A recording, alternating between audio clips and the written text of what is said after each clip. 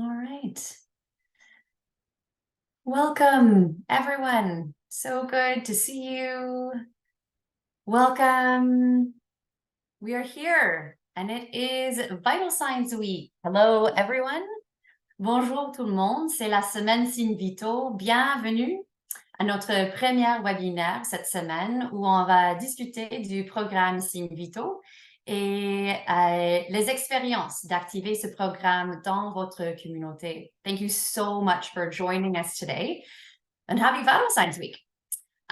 So today at our Activating Vital Signs webinar, we'll be exploring the journey of vital signs, hear from community foundations on how they have implemented the program in different ways.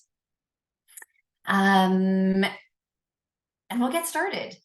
So a few little things to know, just getting yourself situated in our Zoom space today. Our session is available in English and French. And because we will be going back and forth between English and French, our speakers are speaking in both English and French. Everyone will need at one moment to select a language preference.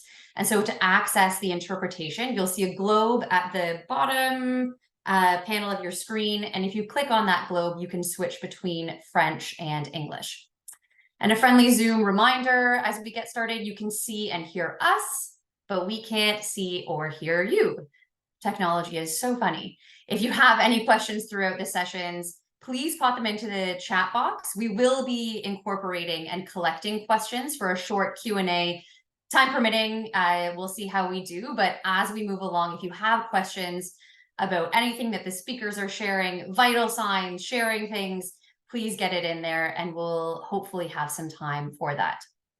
We also have a few slides, not too many, mostly some visuals today. You'll be able to access the slide deck in English and French. This one, I'm going to take you to the top of the screen. You'll see the view options. And if you click on the arrow beside it, a panel will appear, and under shared screens, you'll be able to choose to view either English slide deck or the French slide deck.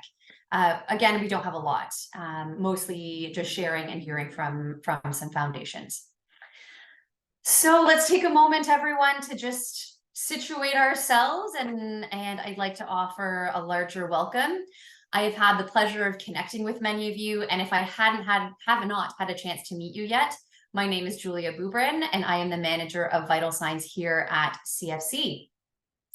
And so I'm going to share where I'm calling in from, and as I do this, if you'd like to share in the chat where you're calling in from, that would be wonderful.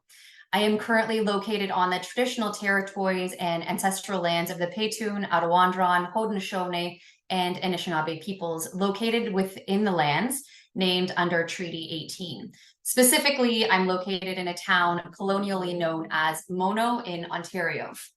And in Anishinaabe-Moan, the word used to explain the word treaty is Agawiduinan, which means bringing things together. And I've been spending a lot of time recently thinking about bringing things together, hence some of the direction of this webinar. However, I've only just learned the context of this in relation to land and treaties. Bringing people together in good relationship with each other and the land was the intent behind Treaty 18 and many treaties, not ownership, power, or control. And my learnings recently have been around this idea of being treaty people, as we have heard. And some of you heard me last week, if you were on our peer gathering with Vital Signs, in my interest in farming and growing food. And myself, as a settler living on treaty land, I am taking care to grow on this land the things that the land might need to be whole in accordance with this treaty. And so an invitation today, find out if you are on land governed under treaty agreements, what is this land that you're living on, and what that means to consider what your relationship to those agreements might be. And again, as we are in relationship with each other, welcome to our Vital Signs webinar. And so what is Vital Signs? How do we do it? What is this thing we talk about so much at CFC? Our speakers today are really best suited to speak to their experiences in what I call this Vital Signs ecosystem. What we have heard at CFC is that it boils down to this.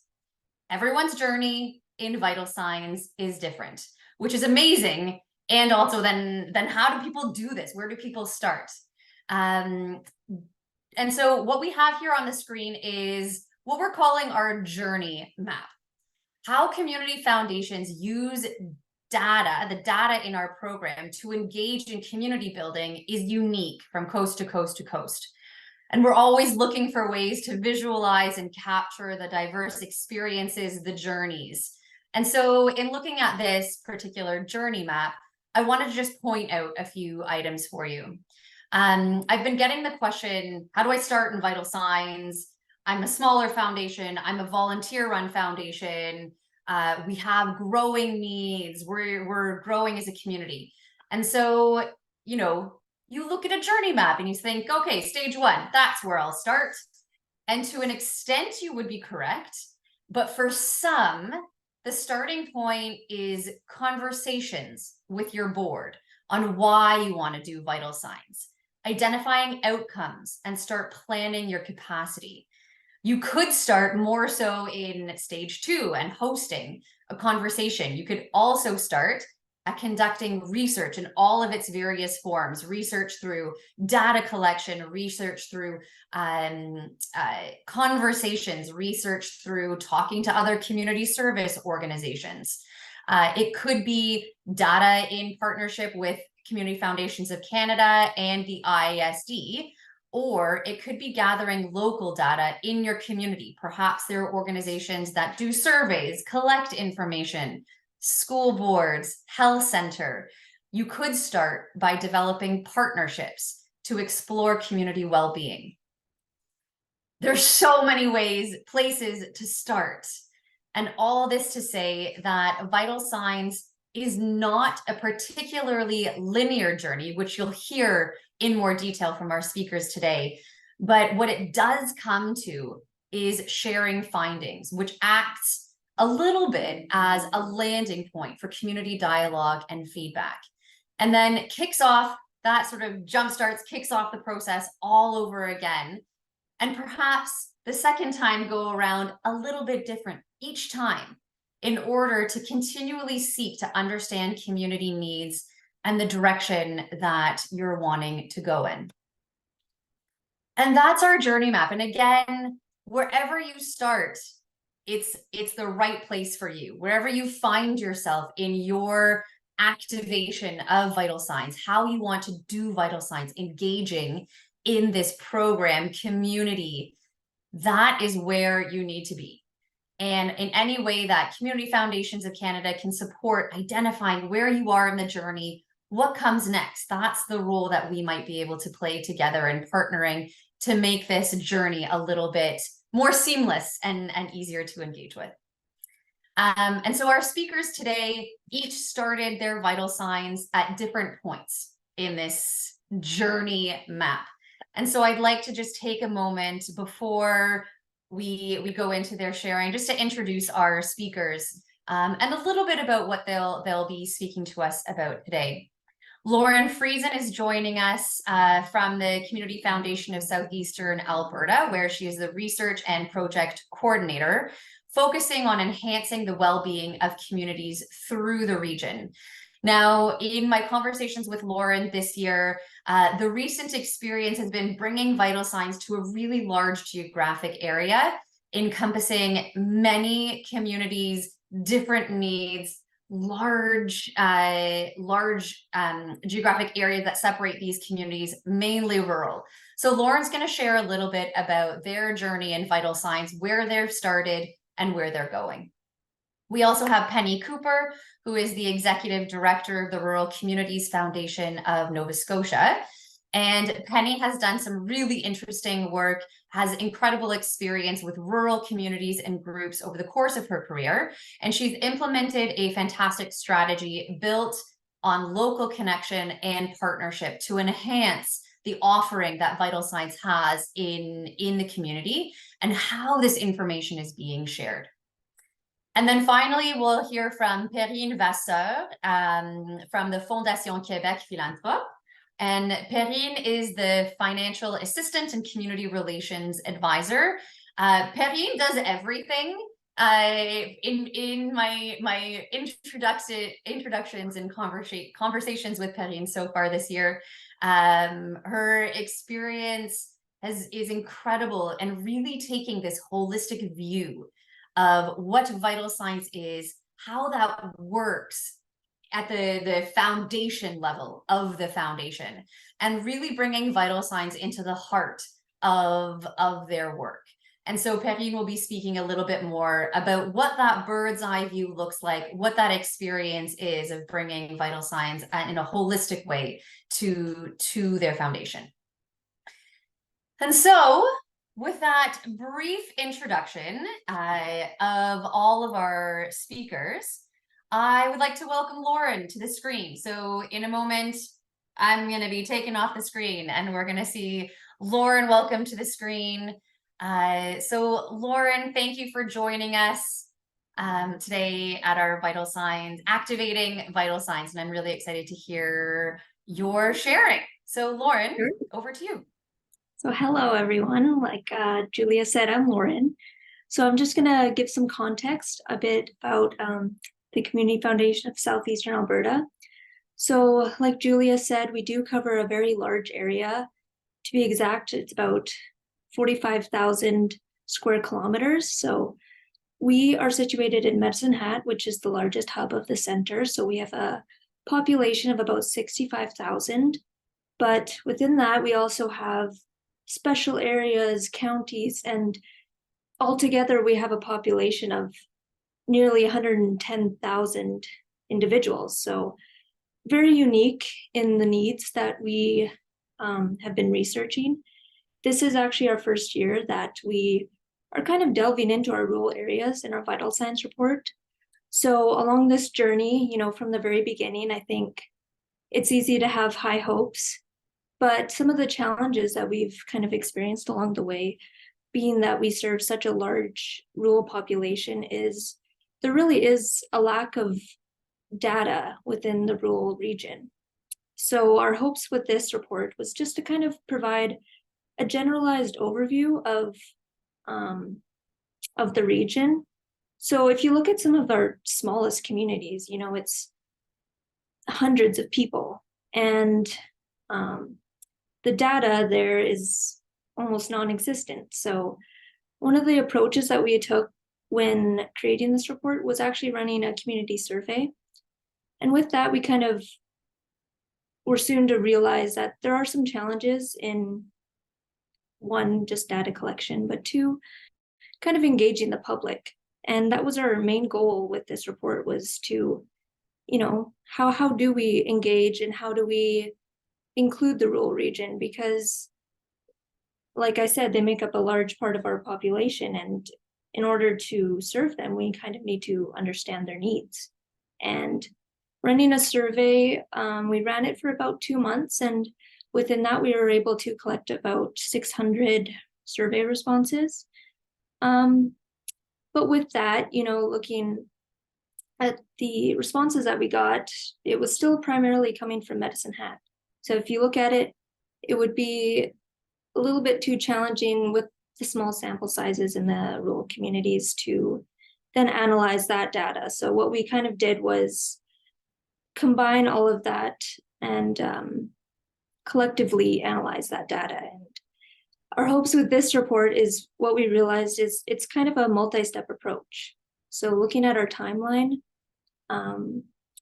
as we went throughout the year of collecting data, we realized that this effort kind of requires a couple steps. So our plan is to kind of use this report as a building block for the next couple of years to kind of expand on the narrative, and to do so would be through vital conversations. So this report kind of acts as an overview, and which we'll then kind of use to set up for next year and do vital conversations by actually going out into the rural communities and engaging with the population. Just because it's so diverse and it's so large, I think the most meaningful data kind of comes through those conversations. And we kind of saw that reflected in the survey data through just having open-end responses at the end.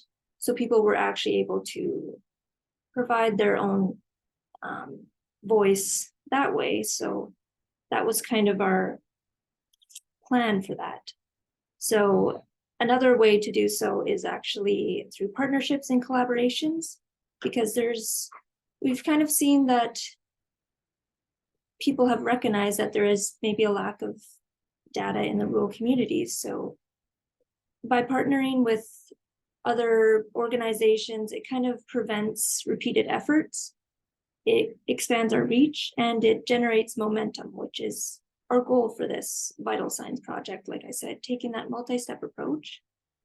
And it just kind of ensures progress for the years to come. So hosting those focus groups with the communities and having that joint effort of collecting data, I think, is what we've recognized as a priority. And I think it's gained some traction in people that we've had conversations with. I think there's definitely a need for it, and there's definitely a desire to provide a voice to the rural communities. So that is my experience with the Vital Signs so far, and we are releasing our report on October 30th. So very excited for the response for that. Amazing. Lauren, thank you so much for that overview. And it's really interesting, and I'd love to hear, we'll come to sort of some more questions and reflections near the end. An invitation for those of us on the call, if anyone does have any reflections, a couple of things that I find really interesting in some of the work that you're doing, Lauren, is that layering piece. You know, when we look at the Vital Signs journey map, or just sort of all of the things that are possible, I think I've heard some reflection on, I need to do all of it. I need to do all of it right now. I need to go through every single step of this. And what I have found really wonderful about our conversations and hearing and what you shared today is really that layering piece.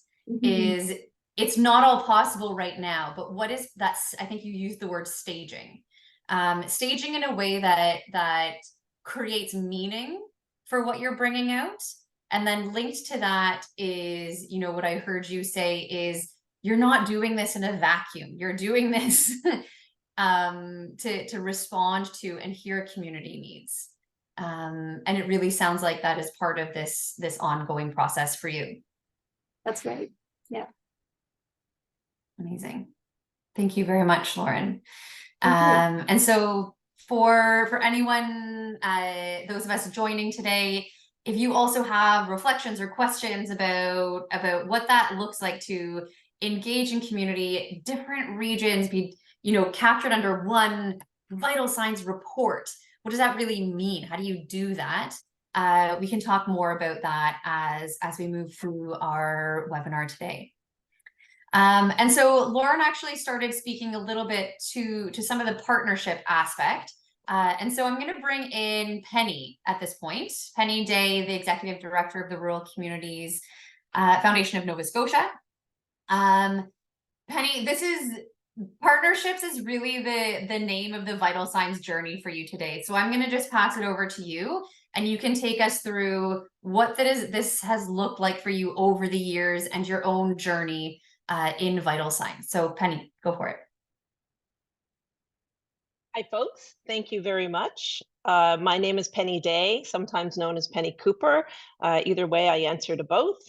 I use the she, her pronouns. I'm a mother of 2 girls and a partner to David and a lifelong learner. I live and work and play in the ancestral and unceded land of the Mi'kma'ki people in the territory of the Sabanagati people, and we call it Upper Tantalin. And I'm showing up here today and continue to learn in my role as Executive Director with the Rural Communities Foundation. So the Rural Communities Foundation of Nova Scotia We represent, we cover pretty much all of Nova Scotia. So that covers close to 1 million people all around the province. We are blessed to share our area with the Community Foundation of Nova Scotia and the Ulnaweg Indigenous Community Foundation. And they, of course, Ulnaweg covers Mi'kma'ki, so it's more than just Nova Scotia. And if you look at our vital signs journey, it looks a bit like a cat's cradle. So it's all over the place from one thing back and forth. So to talk about our journey and to tell you a little bit about our partners and partnership and how important that has been to where we're headed today, is I have to go back to a wonderful report that was created in partnership with PhiLab. And PhiLab is the philanthropic laboratories where they have students from across Canada that work and do a lot of research. And we had a board member that was from Saint University, and we were really lucky to make that connection, that academic connection with researchers and with this group PhiLab. And so what our researchers started, and really I have to say, it started with everybody just saying yes, but not really knowing what we were going to get out of it. So our board member brought forward an opportunity to have a researcher do some research on our sort of previous Thriving in a Time of Uncertainty, our grant impact report. And Sarah Lavallee, who is our researcher, did this report, and it was amazing. And after the end of the process, I believe what happened was our board really understood the importance of this kind of data collection and having these kind of partnerships. So fast forward a couple of years, and we held a community impact conference on climate action in Cape Breton. And we were, again, lucky enough to have a partnership with Memorial University with their connection with PhiLab. And we had one professor and one student come to our community impact conference and present a report that was based on PhiLab's research on philanthropic opportunities associated with climate action. And this is where things really started to come together for us. And with regards to, I'll just stop that there for our connection with universities and connections with partnership organizations. At the same time while this was going on, we were working hard on our data hub through Vital Signs. And so we had this program that we were learning a lot about how to get the data to present for Nova Scotia, to present for areas that made sense for us. And I have to say, because I'm the only employee, I was struggling a little bit with this as it went along, and not really finding how useful this was going to be. So that kind of parallels at the same time along with this community impact conference and the relationship that we had with PhiLab and that we were creating with Memorial University. And so PhiLab and Memorial came forward to us and said, we have this student, Edmund Urensky, who wants to do some research on climate action in Nova Scotia. And that's when things really came together, and we said, look, we can create a vital signs report that brings together climate action from all across Nova Scotia. And through that beginning conversations, we were then able to make a connection with Engage Nova Scotia. And Engage Nova Scotia is a really intricate data collection that collects information on well-being information on Nova Scotians across this province. And they have quite a large data set, and we're very much open to partnering with us to give us more information. So you can see how we're stacking information and partnership along the way. It didn't start with us understanding where we were going, and it didn't start with us even knowing where we were going to end up. It started with, listening, it started with conversations, and it started with this connection that we had with Phi Lab, and then with Memorial, then with Engage Nova Scotia. We also had conversations with the Ecology Action Center across that is an organization here in Nova Scotia, and it has built along the way from there. And through those discussions, what we have decided to do is to maybe leave our data hub where it is, knowing that we will somehow do a relationship with Engage Nova Scotia. So the information that Engage has and the information that we have through our data hub might be useful for other community groups across Nova Scotia. But we will then work on our vital signs report.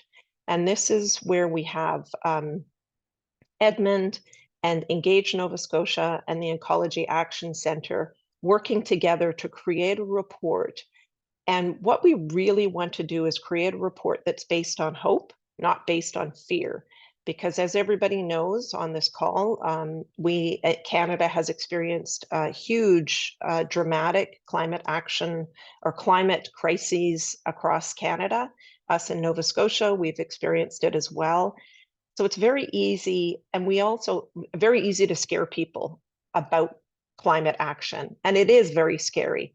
But what we're finding is that there's a lot of hope out there too. There's a lot of groups that are working really well and working to support climate action and mitigation across Nova Scotia. We also know from Engage Nova Scotia that they have done some research and find that there's pockets of communities around Nova Scotia that are very fearful and that feel that they can't do anything to help climate action, or they feel that they can't do anything. And so what we're doing is we're pinpointing those communities. We're doing some research on what is happening in those communities, and then creating a report that distills what's happening all across Nova Scotia to here is sort of like a step-by-step or a personal what you can do to help with climate action mitigation, in climate crisis mitigation in your own home and in your own community. So at the end of the day, we sort of take what Jane Goodall also said, is that there is hope in climate action. Here's things that you can do. Here's collaborations that we've had with other community groups and other academic organizations. And it has built from there. And it started really with just us being open-minded, and it also started with with our board member who had that access to the university and sort of that academic side, which then helped convince the rest of our board that we can take a step forward in the academic community and use them as partners. So I know through other vital signs conversations that we've had with CFC and other community foundations that have been participating, and they've been asking, how do you make those connections into academic institutions? And oftentimes it just starts with one connection and it builds from there, because I find that most academic professors or even people in the academic institutions want to share the conversations and share the research that they've had and watch it sort of essentially spread across. So that was our journey to come to the point where we're at now, and we hope to publish our Vital Signs Report of Hope in January, February of 2024. Wonderful. Penny, thank you so much for that. I love the I love the visual of a cat's cradle journey. And I think we'll probably have a moment to be able to come back to that with our other panelists at the end. Because I think that's a really important piece. I think we'll come back to that and bring up the journey map again, just sort of at the closing bit as we're having a bit of a conversation. It almost is, we often talk about peeling back layers of the onion, but for a lot of this, it's almost like, what additional layers are we adding on to the onion? So I feel like Yeah, exactly. And continuing to add new things, but that foundation exactly is very much there. And that one conversation, then that, and what I really appreciated in your sharing of your experience is that openness to asking the question, creating a relationship with partners in the community. Yeah. Wonderful. Okay. Thank you for sharing a little bit more about that part of the journey.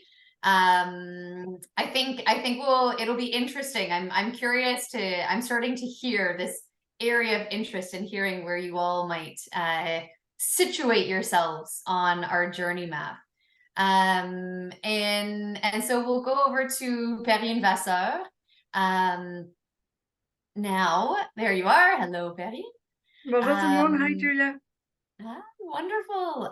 So again, just a reminder for everyone, if you want to be able to hear the interpretation for this segment in English, please go to that globe at the bottom of your screen and you can toggle over, you can select English. Perrine will be sharing her experience of the journey of vital signs in French. And Perrine, you do it all. So I'm going to pass it over to you. Please go ahead and share with us all of the incredible things that you're doing in Vital Signs. Merci, Julia.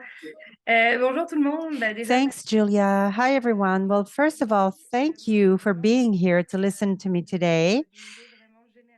So I'll start with a general overview to show you the history of vital signs at the Foundation Quebec Philanthrope and how we manage vital signs. How do we incorporate the vital signs in each sector of activity and each actions that we undertake here at the foundation?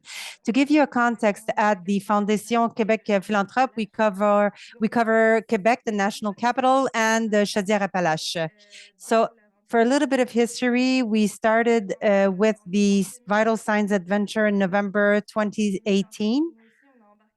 We also started with knowing very little of the program, not knowing exactly what it would generate for us. So when we started Vital Signs, we wanted a report that would be accessible to all, easy to read and easy to understand as well, so that each individual could feel that it speaks to them and their reality. So our strategy was starting with consultations with organizational representatives and local organizations on all sectors of activity. At the time, we had 5 sectors, but now we have 11. So we had at-large consultations that were managed by an external firm. And the goal was truly to ask the participating organizations what were their priority, what were the needs of their communities. So we wanted to elaborate a picture of the needs, something that would be very accessible for everyone. And when we envisioned the report, we wanted to identify the needs of all of our different communities. And in parallel, we wanted statistics to illustrate the situation. So statistics that came from SNV Quebec and Statistics Canada to come and bring a foundation to this visual. We already did a survey as well, and the goal was to see the picture, the whole picture, but we didn't ask for specific needs of the communities. So the report was published in December 2019. There was great feedback from the community, very positive feedback. And since that first report, it generated partnerships and initiatives that we weren't really expecting. One that I can think of is a program that is still ongoing at the foundation, but it's the Recreational and Sport Access Organization or program. And it's an organization that was there in the beginning with the working group. They came to us, they said, this is a need that I haven't identified in my community, and I think that is something we should work on together. It could have an enormous impact on people's lives, and it will generate very very interesting projects. So the goal was to increase access to sports and recreational activities. And at the foundation, we had a need that corresponded to that same need. So we created a financial program for organizations, so a program that could help access for people that have that are in need. So we have funded about 40 projects now. So this is one of our first initiatives with Vital Signs. So once the report was tabled in December 2019, when I say December 2019, we have March 2020 as well. We had COVID 2019. So our first report was a little bit pushed over by the COVID, and all priorities were not the same anymore. Now the priority was to bring support to organizations. So all of the impacts that our report could have generated were put on the back burner at that time, but we were not discouraged to continue our program because we had a better idea of the potential of that report. So slowly but surely, in the winter of 2021, we implemented the second Vital Signs exercise. We took a time to reflect upon it, and we said we wanted to push the report one more level up. So we wanted to document the needs in each sector, and through our conversations and with the organizations, we wanted to become more relevant, and we wanted to validate the findings that we had with our first report. So we did some surveys. We've done some collaborations with other organizations to validate those findings. So we did internal surveys. So we did some surveys on the impacts of COVID. There was a part on the needs as well. We've done some consultations with different teams, with different themes. So we had consultations with the Red Cross. These were basically post-COVID consultation for rehabilitation, but we also had Vital Signs in there with different organizations, and we did a research as well that was a little more detailed. There was a stagiaire there that really helped us out. So we added an extra layer to Vital Signs to make it more relevant and really to validate the findings that we had in the beginning. So that was really interesting as well in 2022.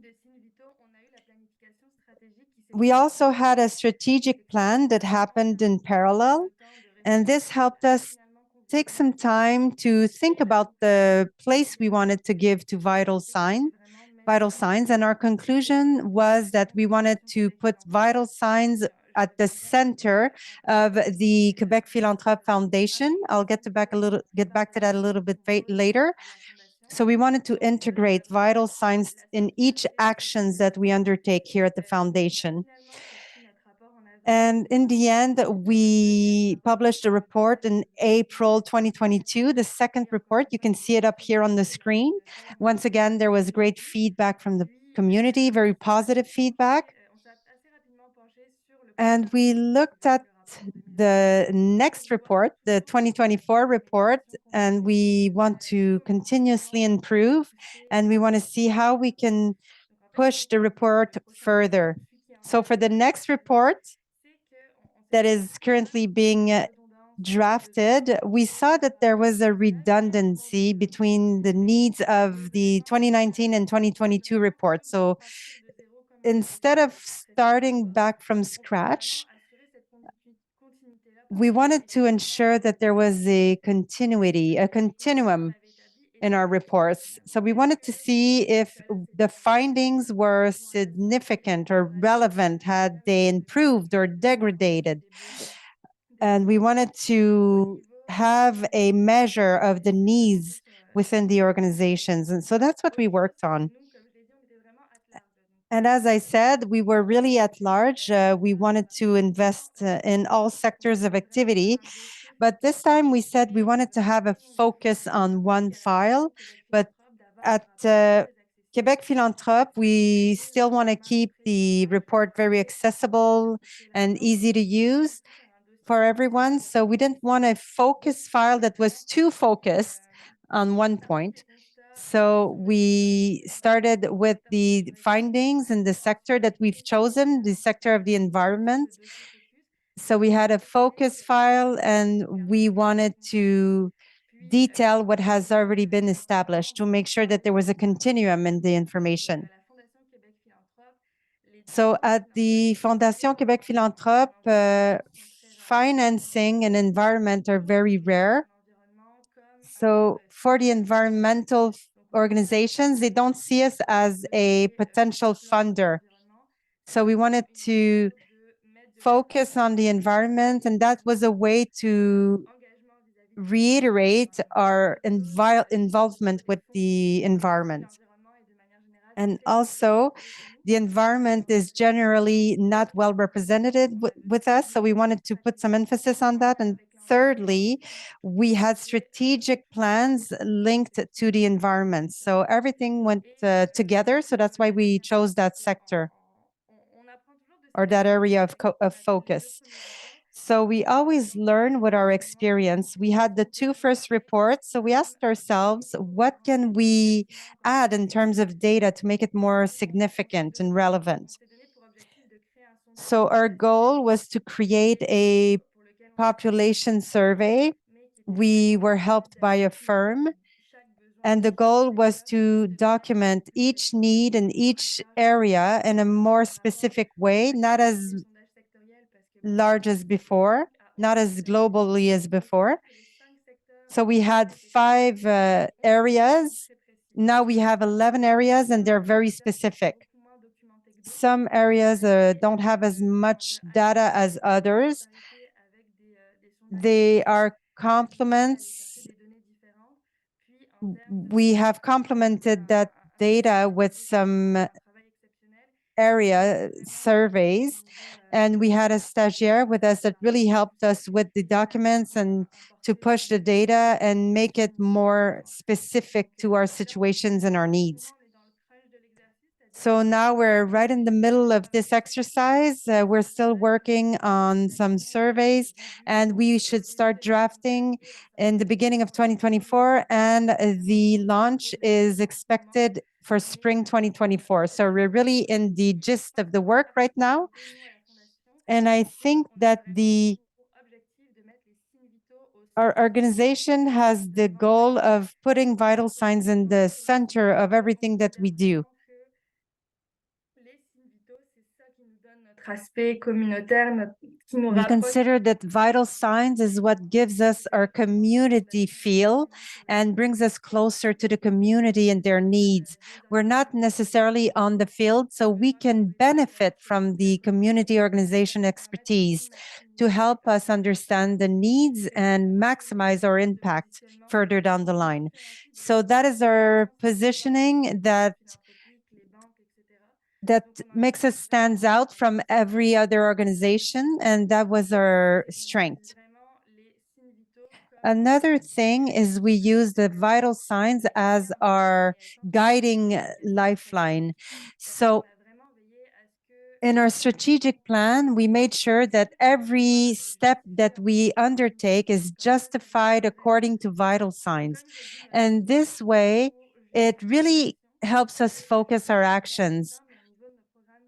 For example, with the funding program, almost all of our programs are based on vital signs, so they meet a vital signs need. So for the themes, it seems a little bit easier because we find a theme, then we link it to a need, but then we have more global projects that encompass all of our different activities. So there we have integrated a question: how does this project or this request answer a vital signs need? So we must answer that question. So when the people that analyze the projects, they have a list of questions to make sure that we're aligned with vital signs. So we try to integrate vital signs at the heart of our actions. We also want to do some type of vital signs tracking. We want to measure the financial impact of our different projects. So that is a goal we've given ourselves as well. And our long-term goal is to bring awareness to the vital signs within our reports. So we are heading that way. And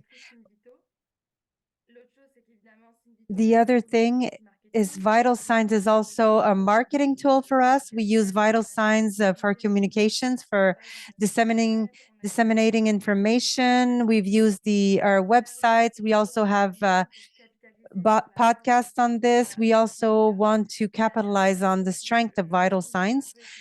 And lastly, vital signs to us is a vector for partnerships. It really enables for us to open doors.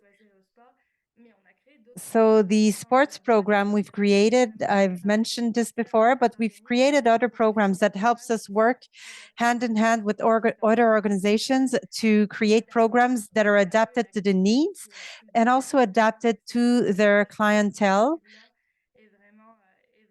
And this collaborative approach is something that we use a lot here at the Quebec Philanthrope Foundation, and many programs are created in collaboration. And lastly, we are able to create opportunities to go and see our financial partners as well. So it opens doors for us as well. We say, okay, we want to work on this particular need. Do you want to support us with that? So it really helps us open doors financially with the organizations and with the partners.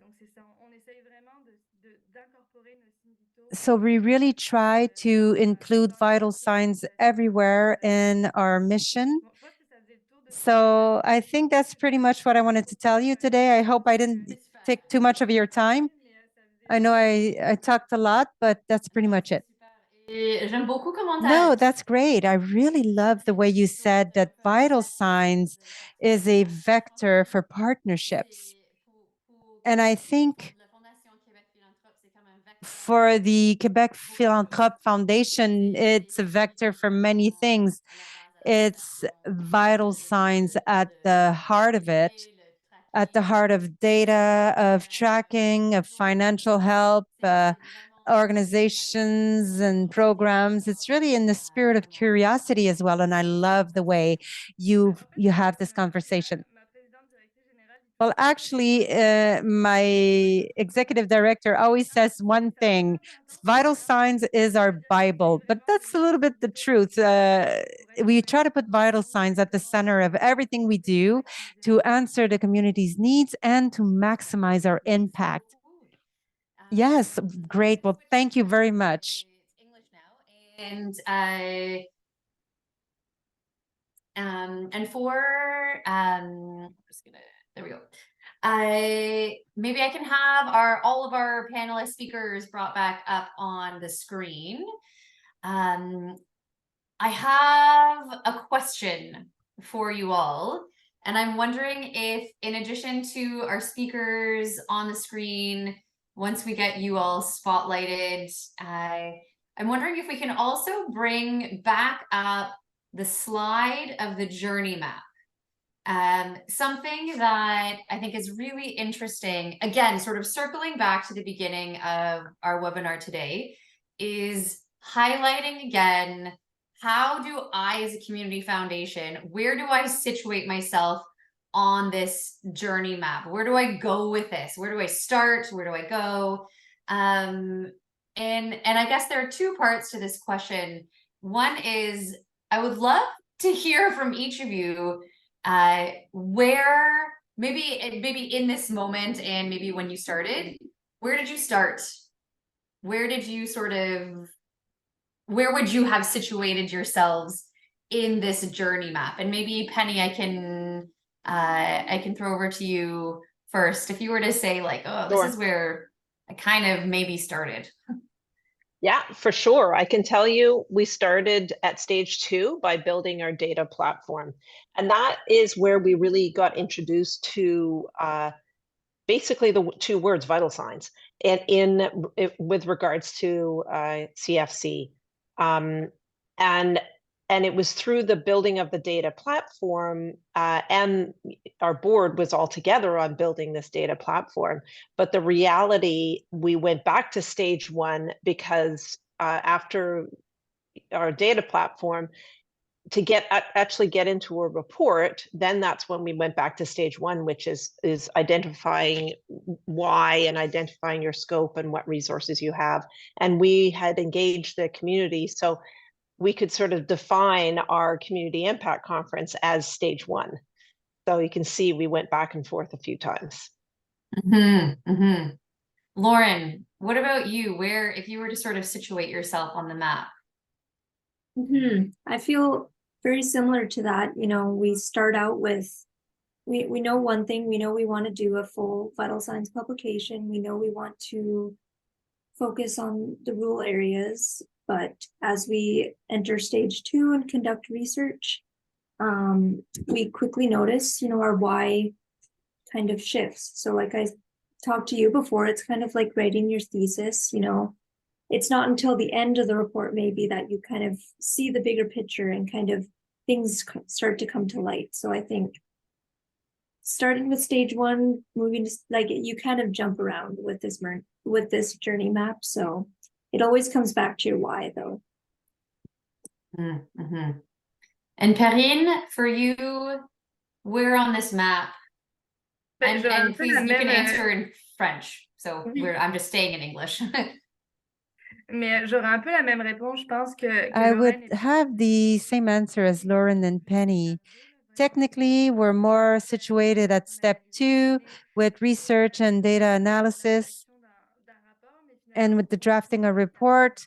But we always go back to step 1. We're always asking ourselves, why are we doing it? What is our goal with this report? What do we want to do with it? And there's always the engage the community. That is part of every step of the process. Even if we're analyzing data, we always want to have this continuous conversation with our stakeholders and organizations. So I would say that we're always in between step 2 and step 1. It always keeps being a back and forth in the vital signs report. And then the second part of my question for all of you is, you know, stage three is sharing this information of some sort. And then, you know, I've heard you, all of you have shared a little bit of where you're at in this journey. And at some point there is information that you might go back to the community with. And Lauren, I know for you, it's sort of the initial pieces, the initial stages of getting that information from community so that you can bring it back to community. But for you, what's the balance between the process of stage 1 and 2 and then producing this report? Because, you know, and I guess what I'm curious about is we all are working towards this thing, this either a report, a tracking progress platform, a website, a visual representation of the data. And we also know that we spend a lot of time in the process. And so I guess in different ways for each of you, what's that balance, and how does that stage 3, you finally have this report or this series of pieces of data, how does that then bring you into other aspects of going back to stage 1 or stage 2? And Perrine, maybe I can go to you first for this one. Oui, ben, c'est sûr que nous, il y a toujours. Well, of course, we always have this issue is once you've gotten the report, what do we want to do with it? And how do we make sure that the community and everyone that has participated with this report be able to, how can we share it with them? So we had a launch webinar to present our results. And since we're still in the pandemic, unfortunately, we couldn't do it in person, but we had postings on the social media. We also had targeted communications for organizations that have participated in the Vital Signs report. And what we're trying to do more and more is as soon as we have the opportunity,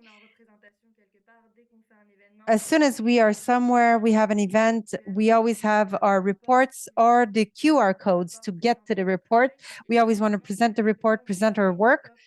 We always have this aspect. We try not to go from one report to the other. We always try to maximize on the one we've just produced. And we always give ourselves about 2 years to produce a report. So once the report has been launched, we let it live before we launch the next report, so that we can maximize its usefulness. And also, personally, Vital Signs is truly connected with the financial team. So myself and Jean, we're not working full-time with Vital Signs. We have other programs that we manage. So the 2 years enables us to do that as well. But when we let the report come to life, we always come back to the project, how we can push it forward.